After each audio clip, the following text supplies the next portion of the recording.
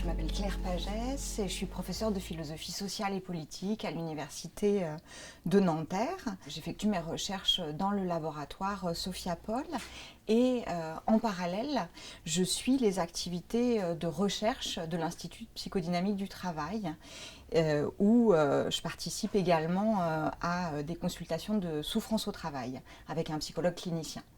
L'ouvrage dont on va parler s'appelle « Dormir, essai de philosophie sociale ».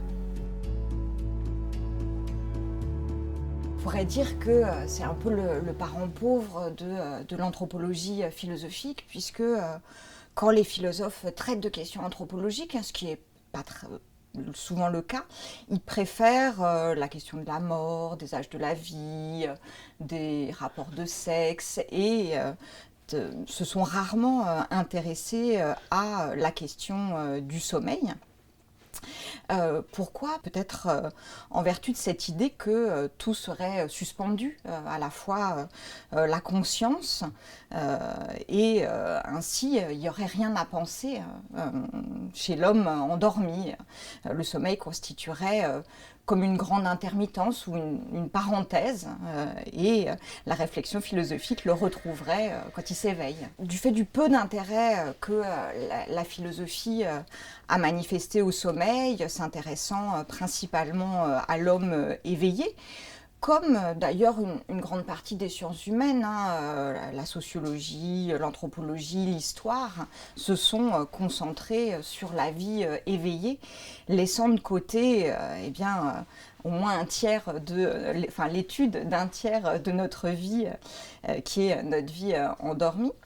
Du fait de ce peu d'intérêt quand même de la philosophie pour la question du sommeil, elle a souvent tenu les développements qu'elle a néanmoins consacrés au sommeil de ses frontières externes, je dirais, c'est-à-dire d'un certain nombre de disciplines avec lesquelles elle entretient des rapports étroits.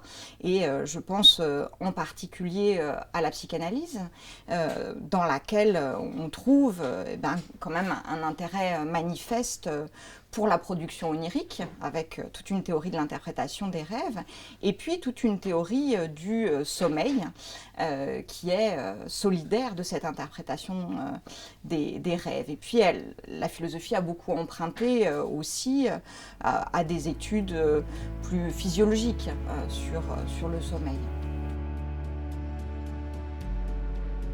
Pour essayer d'inscrire le sommeil dans un contexte ou peut-être un environnement, ce qu'on pourrait appeler des déterminants sociaux, et puis pour montrer que le sommeil est tributaire de tout un déterminant d'extériorité et pas simplement d'un processus intérieur, d'une vie psychique ou aussi des coordonnées physiologiques propres à l'espèce.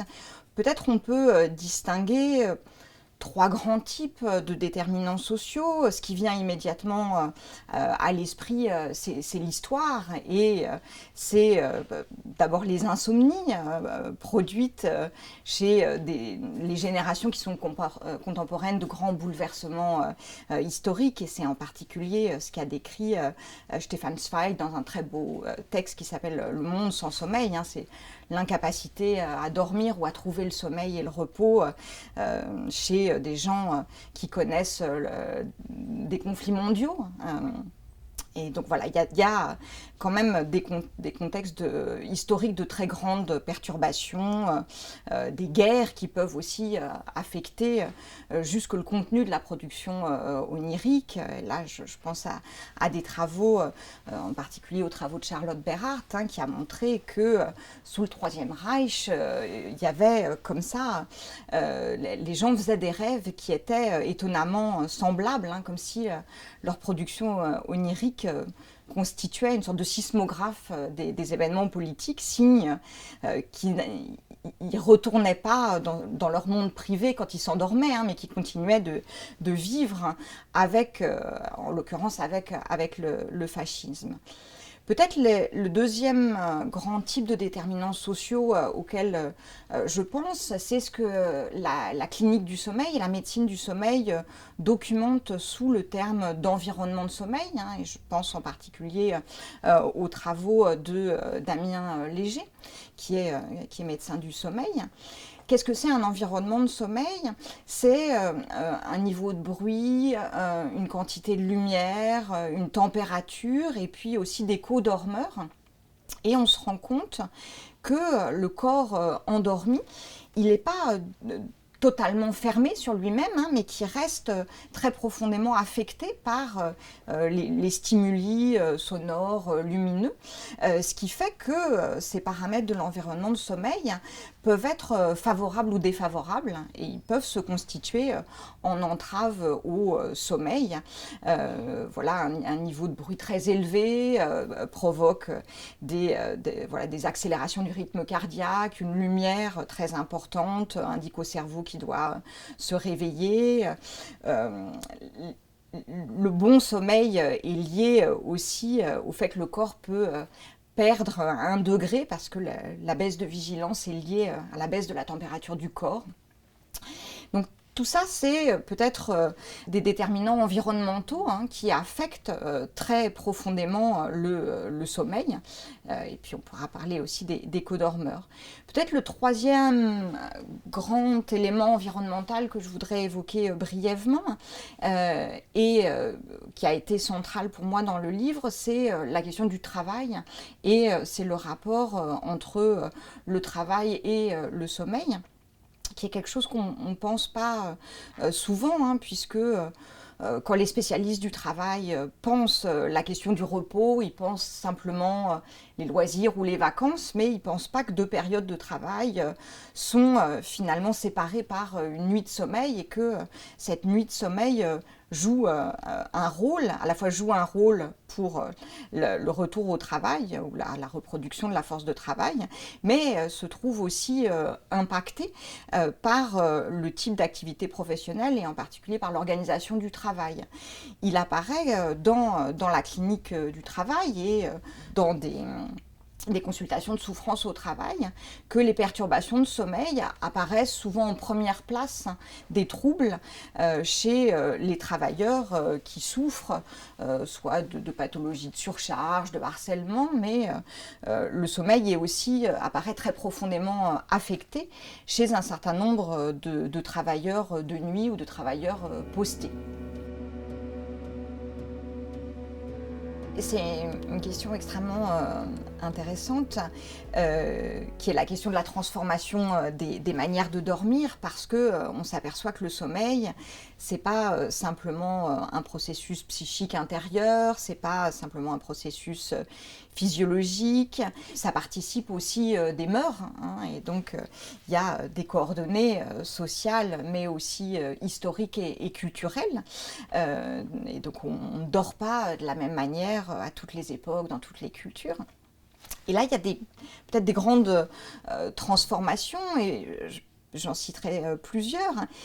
Si peut-être on s'éloigne de nos manières actuelles de dormir, il faut se rappeler que à l'échelle de l'humanité, en fait, le sommeil isolé ou le sommeil à deux constitue une exception et que en fait le cocouchage est la règle, hein, c'est-à-dire que de manière massive, les sociétés elles ont organisé un sommeil en groupe et qu'on s'est mis à dormir seul extrêmement tardivement, hein, et qu'il y a eu un très grand processus que Norbert Elias appelle un processus de privatisation du sommeil, où on est passé à un sommeil organisé collectivement, où les familles dormaient ensemble, où on dormait aussi avec les invités de passage, à petit un sommeil où les enfants ont été envoyés dans leur chambre, puis dans une chambre seule. Alors ce processus de privatisation, il n'a pas été jusqu'à séparer les couples, ce qui peut poser un certain nombre de questions. Donc peut-être c'est un grand changement, en tout cas à l'échelle de l'humanité, que cette privatisation du sommeil.